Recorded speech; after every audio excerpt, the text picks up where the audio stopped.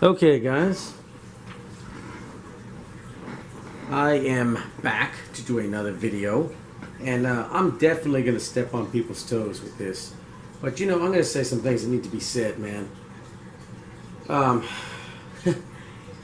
Anyway, about this mask issue, okay? And I'm just going to say it the way it is. I'm not going to step on a lot of you guys' toes, but at least hear me out. Because usually I'm on the same side as a lot of people that, anyway, you know what I'm saying. If you follow this channel, you know what I mean. But first off, and I don't want to sound like a conspiracy theorist, because this is not new stuff, okay? But I believe, I don't believe that this COVID-19, or really what it should be called, is the Wuhan coronavirus. A lot of times you'll name a virus, where it originates in. Colorado, what is it, yellow fever, and West Nile virus, Zika. I mean, it depends on where you find it. That's what you kind of name it after its origin, right? So anyway, I'm not on board with that crap either. So yeah, the Wuhan coronavirus. But I don't think it was genetically engineered to be, some bioweapon. I don't believe that. I do believe that it was a gain of function. It was gain of function research that got away. Okay.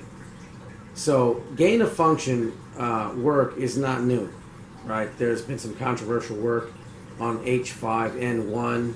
Some people would call it weaponizing. Other people would call it gain of function. You make a virus, you enhance its abilities, make it more transmissible, you make it more dangerous. And the idea is they make a virus more dangerous so they can study it. Our hero on TV, Dr. Fauci, did back gain of function research in Wuhan, China, their Wuhan lab on coronaviruses. So I'm like, you were doing this kind of research in that lab, and have you seen stuff on their bridges and stuff when they cut corners? Contractors steal all the money. You can crumble bridges with your hands, or that hospital they made in 10 days, it started crumbling shortly after. So imagine you have experiments, going on inside, and you have a building that's going to crumble apart. Well, I'm not surprised if something got out of something like that. Okay? But the other thing is it's a very odd virus. I mean, the furin cleavage site, and I'm not an expert. I mean, I like biology, biology. I like reading stuff. But that's really, it basically makes it more transmissible, right? You can catch it and spread it easier. But this one, it has a specific furin cleavage site, and its distant relatives do, but nothing nearby. Its closest relatives, as far as the viral family, don't. There's a non-specific furin cleavage site. There was a picture on it. I'll have to see if I can find it, and I'll insert it. But this one does. None of the close relatives do. And, if you were to put it like family tree, it'd be like great aunts or something like that, great uncles or something, So that's kind of odd. It has 12 new nucleotides inserted in there to its closest relative. Okay, 12 now, maybe a mutation here and there, 1, 2, but 12 new nucleotides all together in the same area. That don't sound normal to me. That don't sound natural. New genomes, right? Missing from other closely related coronaviruses. Right, when they analyze the proteins. And then this thing attacks T cells like AIDS. It uses the ACE2 receptor. Right? Now this can cause blood clotting, and that's really what's causing a lot of issues. Like, it can damage your heart, your lungs, your brain, or kidney. Doesn't mean that it will, but it can. And the deal is like skin. Okay, your skin is elastic. So are your lungs. And much like your skin, your lungs, scar tissue doesn't heal like okay, this scar here. I can tell you from personal experience, man. When the weather changes, the pressure changes outside, right? Now, my skin will adapt like everybody else's, but the scar tissue does not. That's why old wounds hurt, right? So you have scarring tissue on your lungs. Well, you know, that's lung damage. That doesn't heal. I mean, just like your skin, that it heals, yes, but not completely, right? But what gets me is that this thing doesn't seem to be a natural virus. I think it was tampered with, not created from scratch or something like that. You know, no some new deadly bioweapon, but I think it was research that got out. Personally. Now, that being said, I always said, those of you that follow this channel, I always said that I thought there were two possibilities that would happen. Number one, an economic collapse, and I still see that coming. And as much debt as we had under Obama, we have more now, right? We had Obama gave us more than Bush, right? Bush gave us more than Clinton. It just goes back. There's no change. I still see us going over an economic cliff. I see that happening for sure. But I said also that we were due for a pandemic, and I thought it would be a strain of H5N1. Now, I knew a respiratory virus would probably hit, you know, sometime in my lifetime. I didn't know it'd be something like this. I didn't know it'd be basically a cold. That's really what a coronavirus is. But it hit nonetheless. I saw that coming. What I didn't see coming is that people would refuse to wear masks when there was something like that going on. Now, there's some people say that that's not, oh, there's no virus, it's all made up. No, man. No. I know people that have got that crap. You see pictures of them, you see them, they look like crap. They want to disappear for a couple days. You know, you hear them struggling to breathe. Okay, I've had the flu. That ain't the flu, right? My wife has some family members in the Philippines. Like, I think they were second aunt, or second cousins. They're gone. Okay. There was a husband, wife. They're dead. They passed away. So they're not going to say this thing ain't real, right? And there was a daughter. She was 21, 22. She's gone too. There's a 9-year-old without her parents or her older sister.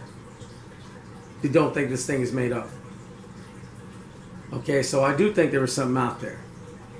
Now, the chances of it killing you, that's pretty low. And actually, you need to look at the numbers because they're made to be low purposely. Okay, I'm not saying it's that dangerous and I'm worried I'm going to die from it. No. But I'm saying the numbers are purposely made to look low. Like, when you take the people that died and you divide it by the entire population like the CDC put out, the entire population, those who got infected and those who have not, you know, everybody. Of course, you're going to have a low number. Now, if you were to go and take the total amount of people that got infected and died, and then you divide it by the people that got infected and people that got treated, you know, that recovered, well, then you're going to have a different number, right? Like, okay, and the people infected and not, the outcome is not certain yet. Going to have a larger number, but you know, larger number if you just death to people that recover. But when you take the death rate and you divide it by the entire population, you're trying to get a smaller number, right? Now they're going to take care of themselves. You know, the elites are going to take care of themselves, but they don't care about us. Look at like hydroxychloroquine, right? Me, I wouldn't use that if I thought I needed it. You know, if I thought I caught this thing, yeah, give me, I'll take it. Right? You're not going to convince me that a medication that's been around for what, 60 years, that was safe to give to breastfeeding mothers, all of a sudden you find all kinds of problems with it, right? People with heart conditions and all kinds of conditions. It was safe for them last year, no side effects, but now you're going to try to tell me I don't want that? Nah, I'm not going by that either. But at the same time, it's not that complicated to just put on a mask to go to the grocery store, right? They're going to say people that are, freedom, not fear. Look, man, you can do whatever you want. That's fine. Like me, let's say drinking, okay? I don't drink that much. I have a little bit of beer a day. This is probably the most I've drank in a while, right? And that's to do this video. And just I'm off. I'm like, you know what? Hey, I got some time off. I'm gonna enjoy it. Have me a little drink. But so let's say there's an alcoholic out there, or somebody, or somebody that drinks a lot. I'm gonna try to talk you out of drinking. But at the end of the day, it's your decision whether you want to drink or not. If you want to smoke like a train, I'm gonna try to talk you out of it. But at the end of the day, it's your decision whether you want to smoke or not. You want to be into drugs? I'm gonna, if you want to, hey, I feel like getting into crack. I want a reason to get up in the morning or some crap.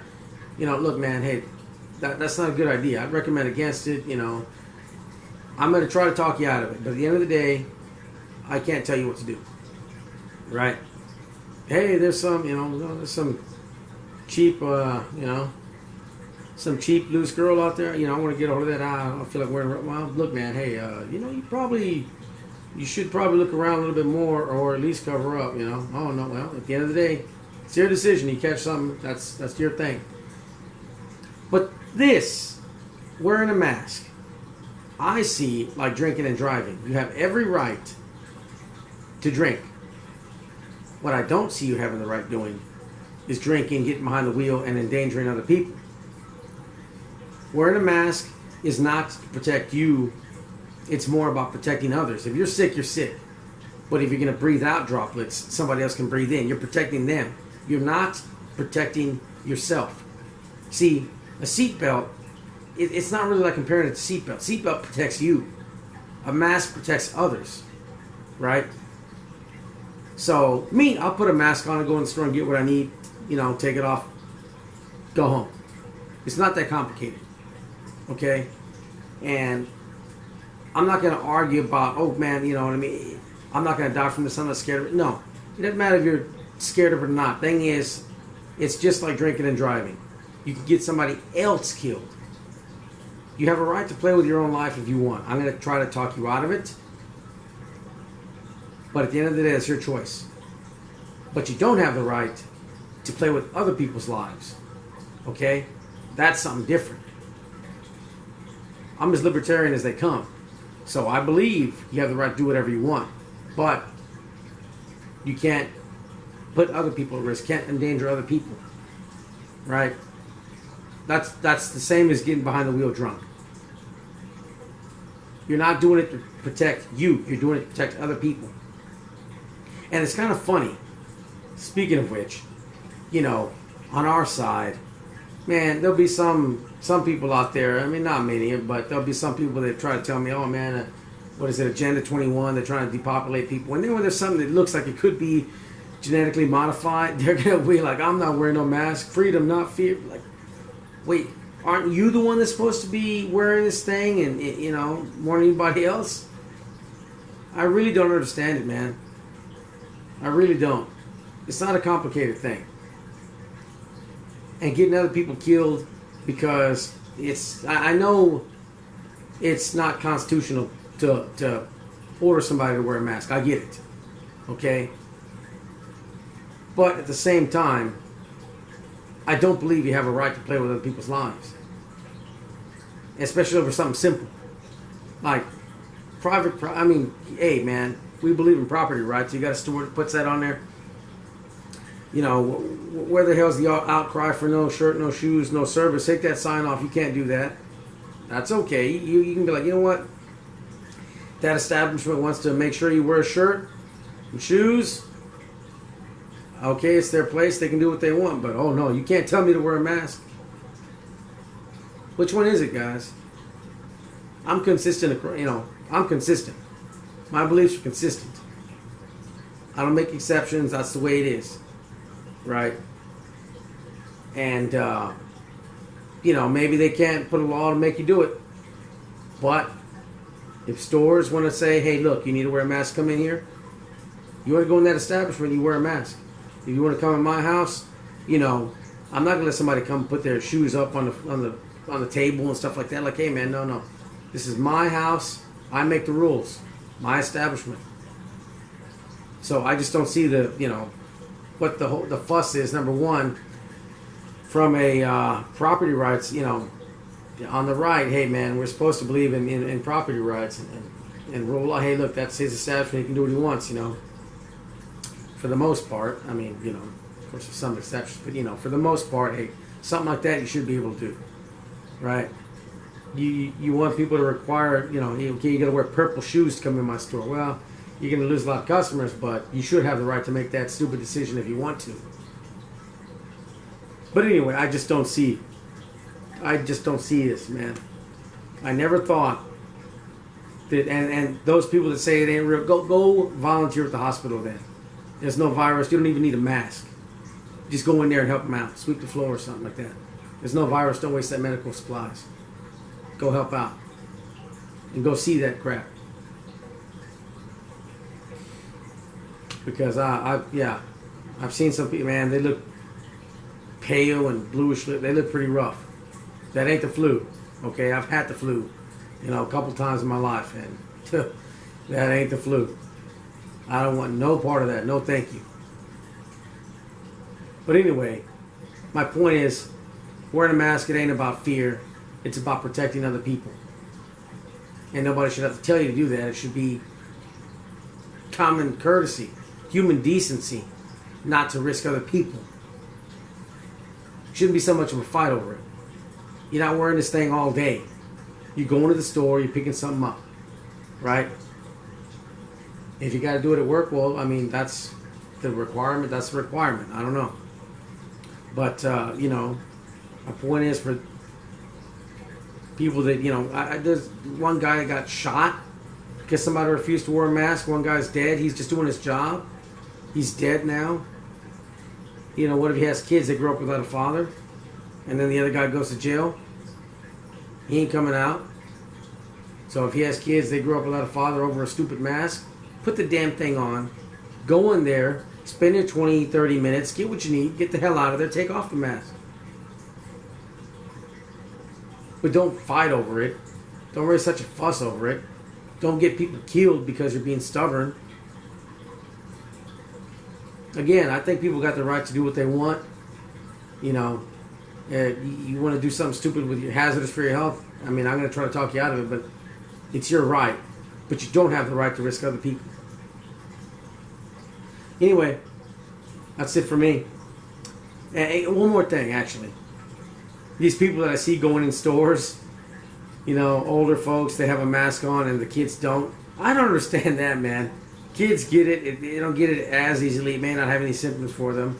But it don't mean they can't catch it and pass it off and give it to their grandparents and get their grandparents killed. The way I see it, like, well, what's the point of not putting a mask on the kiddo, you know? Even if it's a cheap, one of those cheap Dollar Tree 10-cent masks, man. Something, you know, at least some level of protection, because I've seen this one really big woman, man, she's using a basket for balance. It's like, man, you know, she's having a hard time breathing and walking around as is. It's like, man, you got to be kidding me. And then the kid's walking around messing with the thing, eating grapes. It's like, okay, well, you know, if that goes home, she's holding her kiddo, lap, coughs in her face or something. Okay, that woman, yeah, I don't think she'd make it. Most of us would be okay. He ain't got that much of a chance of dying. Got a bigger chance of having some physical ailment the rest of your life. You can even, you know, this thing messes with people's mind, man. Some people say they have trouble concentrating. Me, I consider myself to be a pretty bright guy. Not the brightest, but, you know, I got some smarts, okay?